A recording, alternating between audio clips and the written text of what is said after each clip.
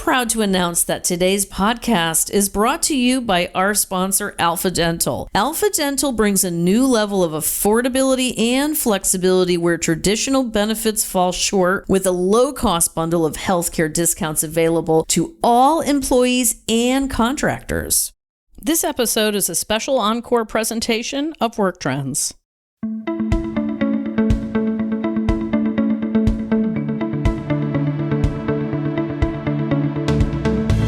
Welcome to the Work Trends podcast, brought to you by Talent Culture. I'm your host, Megan M. Bureau. Every week, I interview smart people reimagining the world of work. Be sure to stay current with all of our interesting podcasts by visiting our page at Talent Culture Work Trends on Apple Podcast or Spotify. And of course, you can listen at talentculture.com on the podcast page. Welcome to the Talent Culture Work Trends podcast. I'm your host, Megan M. Bureau, and today we have a very, very special guest who's going to talk to us about work culture and building a, yes, I'm going to say this word, happy workplace. As we go through our lives and our careers, it's important to build an environment where everybody feels empowered and encouraged to reach their highest potential. Our guest today is here to share insights on key elements of successful organizations and how to create a work culture that actually promotes growth. Today, we are joined by Greg Lederman, a professional speaker, performance coach, and New York Times bestselling author of multiple award-winning books.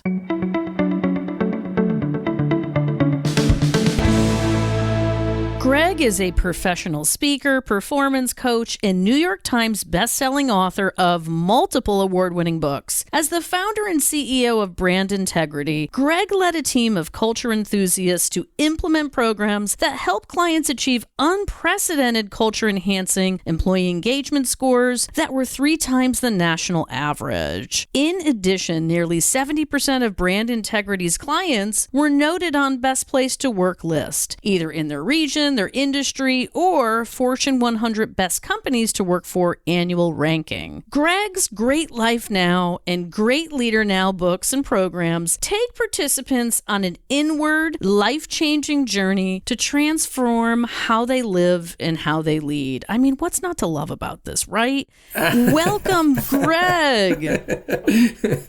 Thank you, Megan. What a great intro. Well, I got to tell you, Greg, you and I go back quite a ways, and really, really excited to have you back with me here today. So let's get on with it. Fantastic. And by the way, I'd love to have you do all my introductions because that was very animated and much appreciated. You set the bar high for me. Hey, I try, right? So listen, what are the biggest challenges organizations face in creating the work culture they desire? The short answer is leadership. I'd say leadership at all levels. Organizations need to really change the way that they're thinking about how they develop leaders. Simply training leadership skills is not enough in today's day and age. If you want to have a stronger work culture, you need more great leaders, and you don't get them by teaching them hiring skills, conversation skills. Of course, those things are important, but really, truly great leadership begins from within, which means there's some a journey that people need to go through to really understand who am I as a human as well as who am I as a leader. So the biggest challenge they have is they can't get out of their own ways because they're doing leadership development in ways that are just not as effective in today's day and age. Especially, Megan, if I could add one more point, you're dealing with a workforce that is suffering, literally suffering from stress, burnout, mental fatigue at levels we've never seen before. All the more reason we need organizations to invest in developing their leaders, but leaders also need to invest in developing themselves. But my main point is it's got to go beyond just skills development. No, you've actually need to live it. And I know that's hard. I know I'm a leader. I get it. It's hard. But going inward, there's some magic that happens there, isn't there? I mean, there's pain. Nothing in this world is without pain, though, right? That's where the good stuff is, isn't it? Yeah, I tell my audience members and anyone I'm coaching that unless you're willing to do the painful honesty and do the work that it truly takes to understand who am I and why, you'll never be a consistently great leader.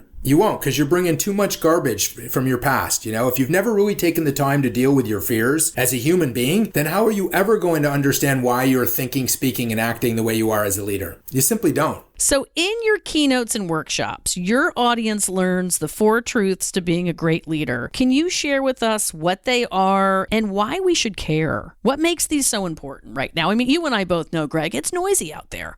Yeah. Well, this is what I tell audience members before I share a deeply personal story. I say, hey, I'm going to tell you about the 4 truths over the next 60 to 90 minutes. And they were inspired by my mom. And while you've never met my mom, she's about to have a big impact on your life. And because she did on mine. So my mom, she passed away when I was very young. And she left behind the greatest gift ever. I'll give you the abbreviated story here. But she left behind for my brother and I a 8-page letter that I got when I was 12 years old that shared her deepest thoughts about what it takes to live a great life. And over time, as I've reread that letter over the years, during happy times in my life, during sad times, just during important times, I continued to glean more and more insights that evolved into this concept of the 4 truths to being a great leader. And the first insight is based on this idea that your life is a game and you need to play the game the right way by a certain set of rules. Those rules are your values. And the first truth to being a great leader and to being a great human is you make the rules. It's as simple as that. You can't lose in the game of life because you make the rules. And if you know your rules, if you believe in your rules, those core values that are meaningful to you, and you follow your rules, you're going to win in this game of life. That's the first truth. Absolutely. And I want to hear examples of those. So for instance, my core values that I developed very young in my life, they've evolved slightly, but my core values are things like integrity without compromise, having patience, owning it, loving and accepting others. So I have 5 core values. They guide everything that I do in life. They are not just my reputation because of the way I think, speak, and act. As a result of these values, they are truly, truly my guiding light on a day-to-day basis. They're my rules for how I play the game of life. And if leaders don't understand what their values are and how they align with the organization's values, I don't know how you optimize your fit within the organization or your ability to lead. Well, and how many leaders out there don't even know that this is available to them, like themselves, like they are in charge? I have an answer to that question. It's very quantitative. It's about 80% is a conservative number of leaders who do not know what their core values are. And you're saying, well, how the hell do you know that? Well, I've done this little study here no less than 1,000 times from the stage in front of a group of leaders over the last decade and a half, where I say, folks, tell me, show of hands, or sometimes I'll use a technology like a Slido so I can really quantify it up quickly. And I'll say, how many of you could break out your phones right now and text me your core values, those key ideas or core values that are near and dear to you, that guide how you think, speak, and act? Show of hands. And if I'm in front of a group of leaders, the most that ever go up is about 20% of the hands. And then if I say to them, okay, for those of you with your hands up, if I bumped into you next Tuesday and said, hey, remind me, what were those core values? Would you share the exact same words and would they have the same meaning to you? And then there's usually some laughter in the room and then the hands go down. And then I have to very quickly say, look, I'm not trying to make anybody feel bad, but the reality is there is a different way of managing your life, a values-driven life. And that's a big part of the keynote that I take people through. Yeah, one of the things I think is cool, I noticed in your profile, you call yourself a truth seeker and life changer. In what ways do you feel you have an ability to change people's lives? And this is a serious question. Well, first off, the simple answer is I get people to ask themselves the difficult questions and have the courage to have the painful honesty to answer them.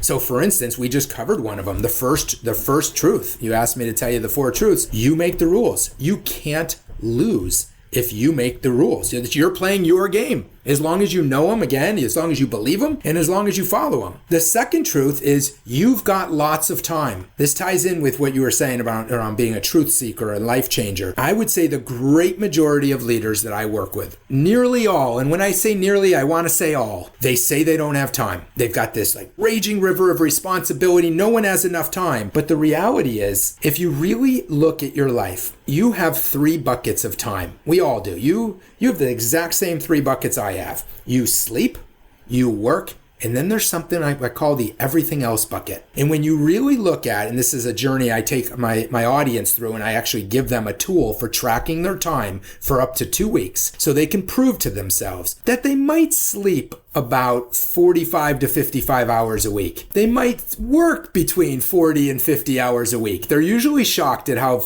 how much less work time they actually have than they thought they had, which tends to leave like 60, 70, in some cases 80 hours a week in that everything else bucket. So what people realize, and this is where the life-changing comes in, is that they don't really have a time problem. They have a priority challenge. And obviously I share these insights by sharing some examples. I mean, I'm as guilty as anybody. I've been a leader for a long time, and I was a crappy leader for a long time. And when I was at my worst was when I was telling myself I had a time problem, and I learned how to discover how to manage my time differently. So truth number 2 is you've got lots of time, and I'm able to prove it to every single member of my audience and everyone that I work with. What about, Greg, the culture of the company that the leader happens to be in, right? Like that has to meet that leader for that moment. Yeah, no, that's a great point. You know, one of the things that I encourage every leader to do is to create their rules and then align those rules. I have a little exercise called the values match. Look to align your values with the organization's values. Do you have a match? You know, where do your beliefs align with the organization's? Where do they not align? So where might you need to change the way you think and act in order to better align at work? Or if there's just not alignment, then maybe it's time to test out the job market. Well, or maybe it's time to just have more difficult conversations with the management team or your teammates, right? I mean, people are scared about it. I think even today, it's like, wow, you know, that trust and transparency thing that I've been talking about for, oh gosh, a decade plus. I mean, who's actually putting that into place? And how are we reaping rewards from that kind of trust and transparency? I'm feeling kind of philosophical all of a sudden, Greg. You know, well, I'll tell you something about this conversation. The changing workforce to this, you know, more virtual model, flex model, it's not making it easier for leaders. And one of the first questions I ask every group I'm in front of is, hey, has anyone here mastered leadership? Because if you have, you got to enlighten me, right? I mean, no one really masters leadership. It's really hard to be a leader. You know, as I say quite often, it's hard enough being a human in today's day and age. Leading other humans is really difficult. And with that said, everybody wants to have this strong work culture because we know if you have a strong work culture, then you can have a consistently good, if not great, customer experience. But there's something that comes first before just defining our culture and then hoping everybody's going to deliver upon it. You have to have enough great leaders. So getting back to your first question, that's why I say the biggest challenge organizations face today is a lack of leadership. And they've got to figure out a way for 2 things to happen. They've got to start investing in leaders, positioning them to truly understand themselves as people as well as leaders. And second, leaders, humans at work, supervisors, managers, all the way up to VPs and executives, they have to invest in themselves. They've got to take the time to do, as you mentioned a few minutes ago, the work, right? You've got to have the painfully honest questions with yourself on who am I as a person, and then how do I demonstrate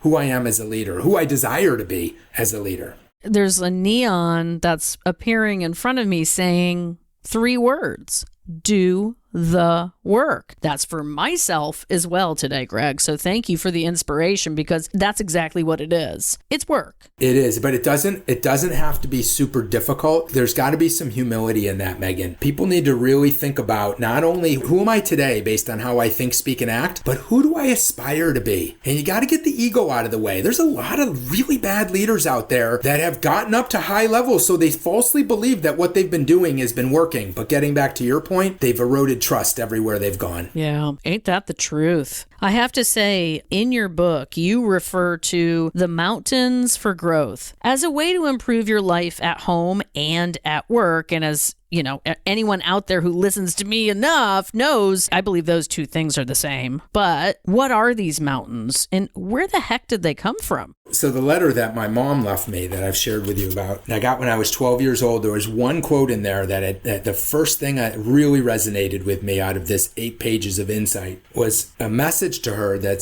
from her that said, to Andy and Greg, once you have self-worth, you can move mountains. So whatever price you have to pay to get it, pay it, with 2 exclamation points. I'll never forget the way this was written. Once you have self-worth, you can move mountains. And the mountains that my mom was referring to in my, from what I could glean, it turned out to be 7 different areas of all of our lives that we all have. And by the way, there's a hierarchy to them. So I'll start at the bottom, if you can imagine, like the base of the base mountain. You've got your physical fitness and health. right? How are you doing in that area? Are you taking care of yourself physically? Then there's your mental well-being, right? Your emotional well-being. Then there's your relationship mountain, your time and productivity mountain, your career, your finances, and then your contribution to society, what I call the give back mountain. How do you give back to your community around you? Now, whether you're at home or at work, different people have to focus at different times on different areas of these mountains. So one of the things that I take the audience through is figuring out, where am I today in each of these mountains, and where do I want to be in the future? Because once you start to figure out some priority of this is where I need to focus as a human as well as a leader, now you're starting to improve your self-worth and become a more effective and trusted leader. It's all connected. Do you see these mountains for growth in various levels or priorities? Like, are they the same size mountain? No, they're different for each individual, Megan. That's a great question. They're different for each individual and they evolve over time. Like at some points you might be doing great from an emotional perspective, but so you don't focus on it as much. But here's the thing, and this is what I coach people on all the time. You don't want to spend all your time on your relationship mountain when your emotional well-being is a mess. Because what's the point? Or how many people do you know have you met in the workplace? I've met a ton of these people. They're so focused on their career mountain to drive their financial mountain that they destroy all the relationships over time. No one's ever sitting there at the end of their life going, oh, I wish I made more money. I mean, no, they think about and talk about the relationships they had, those experiences with those people. You have to prioritize it because in the end, right, we're getting philosophical again, but this is about life. That's what I love about this conversation. It's not just about career. It's about getting up every morning and feeling like you're making a difference and you matter, first and foremost to yourself. Yeah, exactly. That concept of self-worth is something I was blessed because of my mom to think about at a very, very early age. Like, what does it mean to have self-worth? And according to my mom and the insights I gleaned, it means you know who you are and you know how to live it, how to be it. Those are the values, right? That was truth one, know your rules. Truth two was you've got lots of time. And you want to know the third truth? Your habits cause your happiness and success. Your habits cause your happiness and success. And notice I said your happiness before success, because my mom did not share with me that be successful and you will be happy, right? Happiness is not something you find on the other side of people, places, and things. Happiness is something that you get because you do the work that you keep referencing. I love the way you said that earlier. You have to do the work of knowing who you are and why that matters. Well, and I think some people do not equate, and this is a really sad statement I'm about to make, they don't really equate happiness with work enough.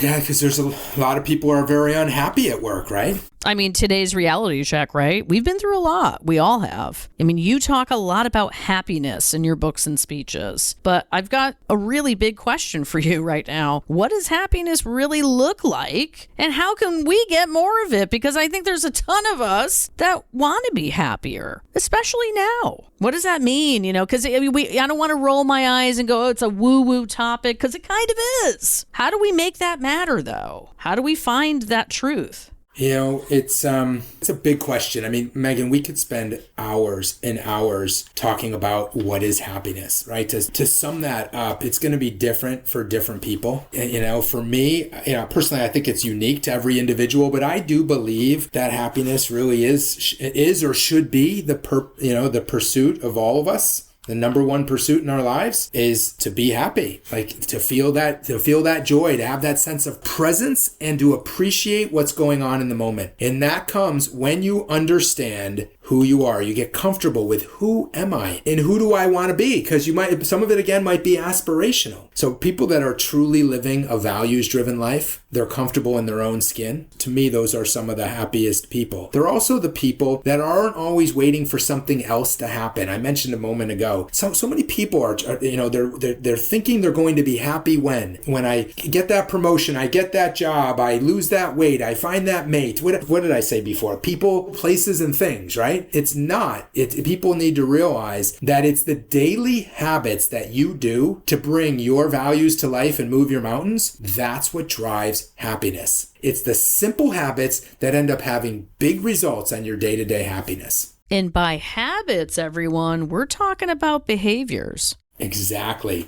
I mean, that's, I know time is flying here. We're having fun, Greg, but, we're down to our last bit here. I mean, do you want to give the audience some really key takeaways today on what they can do if they're feeling stuck on this? Leaders out there who want to lead, but they're feeling stymied. I think they need to, first off, take a step back and really, really hone in on what you just said. It comes down to, as my mother called it, she said, the success in life comes down to your attitudes and actions. And if she was sitting here today, I think she would say what she's referring to with attitudes and actions is your thinking and your doing habits, which is why I summarize that as the third truth. Your habits cause your happiness and success. It all comes down to managing your mindset and your actions. So if you think about what we've all talked about here, truth one, you make the rules. Truth two, you've got lots of time, so there's no excuses. You could spend a couple of hours every week at a minimum moving those mountains, right? So knowing what those mountains are, then you need to know what your thinking needs to be and your actions, those habits that will cause your happiness. And when you're truly happy and you're making progress, then you're successful. And that's the key.